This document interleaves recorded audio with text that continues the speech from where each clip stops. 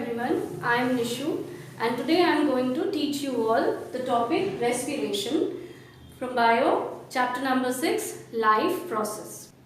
You can see I have written on the board the definition of respiration. It's written here that it is catabolic process in which glucose is oxidized to produce energy in form of ATP with the elimination of carbon dioxide and water. Now here there are two important terms which it is very important for us to know, that is catabolic process and the second word is oxidized. Now before understanding what is catabolic, it is very important to know that what is metabolism. Metabolism means the chemical reactions, the chemical processes which are taking place inside our tissues, inside our cells. All those chemical reactions, all those chemical processes which takes place inside the tissue level is called as metabolism. Now metabolism can be divided, can be classified into two types, that is your anabolism and catabolism. People also say anabolic process and catabolic process. You can see here I have written under the anabolism it is formative process and catabolism is a destructive process. Now what is being formed and what is being destructed here? Now what was metabolism? Metabolism was a chemical process. So the chemical reactions, during the chemical reactions when certain substances are being formed, those formative substances under this process is called as anabolic process. And when during the chemical reaction, when something is broken down, something is being destructed, that is called as catabolic process or catabolism or destructive. So I have mentioned here that respiration is a catabolic process.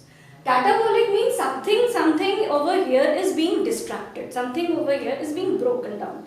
So what is that material which is broken down? Now if I take example of a process, photosynthesis, it was a process where your food was being produced inside the plants with the help of CO2 and water. And whereas you have seen here that in respiration I have told that it is the elimination process of CO2 and water. During photosynthesis process, carbon dioxide and water from the atmosphere and from the soil was taken to form food in form of starch, in form of glucose. And here in respiration you can see the same glucose is being broken down. So in case of anabolic process, if we take example of photosynthesis, with the help of two different substances, chemical substances, carbon dioxide and water, glucose was being formed. So glucose was a synthetic process. Glucose was formed in that process. But that same glucose in case of catabolic process is being broken down with the elimination of carbon dioxide and water. In photosynthesis, these two products was used to form glucose, and in catabolic process, these two things are being broken, separated from the glucose. So here the next term comes, I hope it is clear now what is catabolic process. So during respiration, glucose is broken down and with the elimination of CO2 and water. The second important term is oxidized. Oxidized means burning process. Burning, always in this process oxygen is needed. Without oxygen, nothing can burn. So glucose here needs oxygen to get burned up.